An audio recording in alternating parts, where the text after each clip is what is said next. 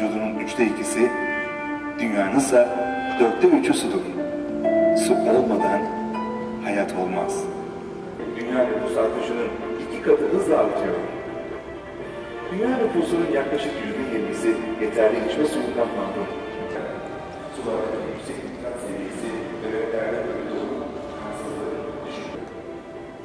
Yönetmelik gereği sularda kurumsal faaliyetlerden kaynaklanan nitrat kirliliğinin tespiti ve hassas bölgelerin belirlenmesi amacıyla ülke genelinde. Fakat geldiğimiz noktada yine su kaynakları üzerine, su kaynaklarına hakim olmak üzerine kurulan bir politik duruş tüm dünyayı kaplamış durumda.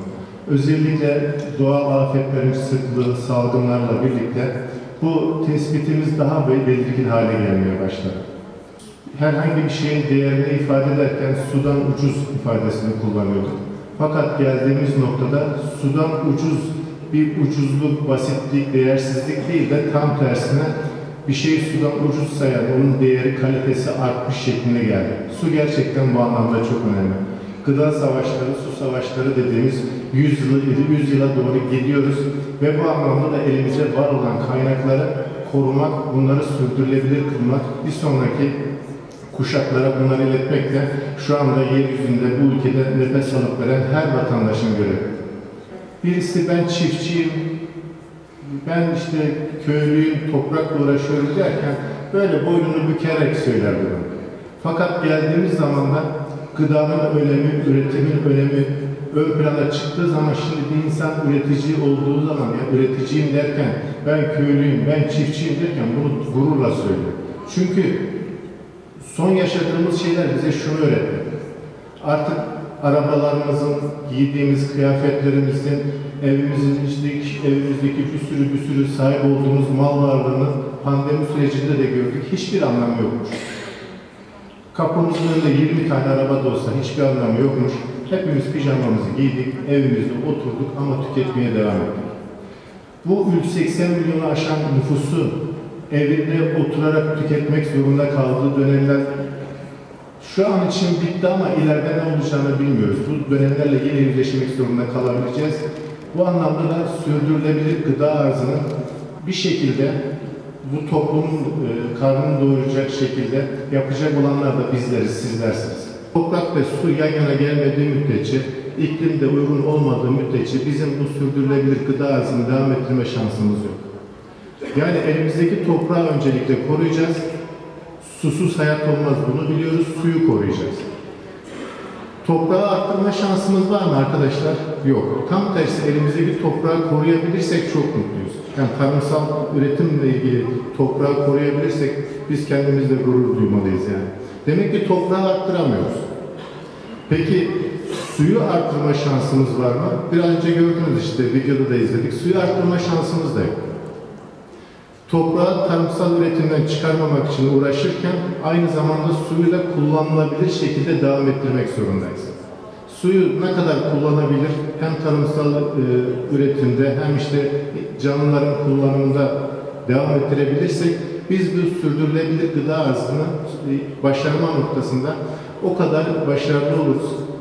Tabii toprağı dedik şimdi. Toprağı nasıl koruyacağız arkadaşlar? Öncelikli olarak toprağın bir değer olduğunu kendimizi bir fark etmemiz lazım. Suya sadece su gözüyle değil de bundan sonraki süreçte suya da gıda gözüyle bakmak lazım. Su gıdadır diyeceğiz. Nasıl ekmeği bir kırıntısı yere düştüğünde Türk toplumu olarak biz bundan rahatsızlık duyup yerden alıp öpüp alnımızın başını üstüne koyup kenara bırakıyorsak aynı şekilde suyun da bir gıda olduğunu fark edeceğiz. Suyun da bir damlası ziyan olduğunda, heba olduğunda ya da kirletildiğinde, tüketilemez hale geldiğinde aynı vicdan azabını duymamız gerekiyor. Bir anlamı yok. Öncelikli olarak bizim var olan mevcut kaynakları korumamız lazım. Ve her şartta sürdürülebilir gıda diyoruz ya, bunu ısrarla söylüyorum. Bugün tüm canlıların yaşamı için vazgeçilmez olan iki temel kaynağımız, su ve toprağımızın korunması adına yapılmış olan çalışmaları sizlerle paylaşacağımız, fikir alışverişinde bulunacağımız bu toplantıda bulunmaktan ve siz değerli üreticilerimizle birlikte olmaktan mutluluk duyduğumu öncelikle buradan belirtmek istiyorum. Tarımsal üretimde verimliliği arttırmak için gerekli olan en önemli girdilerin de su ve gübre kullanımı olduğu hepimizin malumu olan bir konu. Ancak gübrelerin bilinçsiz şekilde kullanımı, dikkat edin, aşırı kullanımı demiyoruz. Çünkü çiftçimiz biliyor artık ne kadar kullanacağını az çok biliyor ama bilinçsiz kullanım özellikle bizim sıkıntımız. Bilinçsiz kullanım sonucunda yağış ve sulama suyunun da etkisiyle yerüstü ve yeraltı sularımıza para verip aldığımız bitki besin maddelerimiz sızıyor veya kaçıyor ve bu vesileyle bu sebeple kirliye neden oluyor. Nitekim bunun en bariz örneğini bu bölgede olmasa da bütün bölgelerde aynı sorunlar yaşanabiliyor. Yakın zamanda Marmara Denizi'ndeki müsilaj kirliliğiyle gördük. Marmara Denizi'nde yaşanan bu kirliliğin besin maddeleri artışından kaynaklandığı, ağırlıklı olarak da evsel ve endüstriyel kirliliğin yanında tarımsal faaliyetlerin de bu kirliliğe katkı yaptığı yapılan bilimsel araştırmalar sonucunda tespit edilen bir gerçek. Ortaya çıkan bu çevre kirliliği ve sağlık sorunları birçok ülkede girdi kullanımının yoğun olduğu tarıma alternatif olabilecek çevre dostu üretim tekniklerinin arayışını beraberinde getirmiştir. Bakanlık olarak da, Tarım ve Orman Bakanlığı olarak biz de su kaynaklarının tarımsal faaliyetlerden kaynaklanan kirliliğe karşı korunması amacıyla çalışmalar yürütüyoruz. Tanıtım filmimizde özetle dinledik. Bu çerçevede ülkemizin önemli bilim kuruluşlarından olan TÜBİTAK Marmara Araştırma Merkezi ile birlikte Türkiye genelinde tarımsal faaliyetlerden kaynaklanan kirlilikten dolayı kirlenmiş veya kirlenme tehdidi altında, yani hassas derken tamamen kirlenmiş bitmiş anlamında demiyoruz. Gerekli tedbirler almazsak yakın zamanda kirlenebilecek, hassas olabilecek su kaynaklarını etkileyen bölgeleri köy bazlı olarak çalışarak nitrat hassas bölgelerimizi belirledik ve bu bölgelerde kirliliği önlemeye yönelik tedbirler içeren nitrat eylem planlarımızı hazırladık.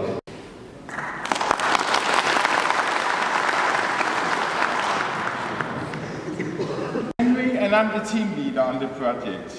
Benim adım Henry, ben projenin takım lideriyim. My parents, they had a small farm in Denmark. Anne babamın Danimarka'da küçük bir çiftliği vardı. Yapın. Do it for the sake of your family.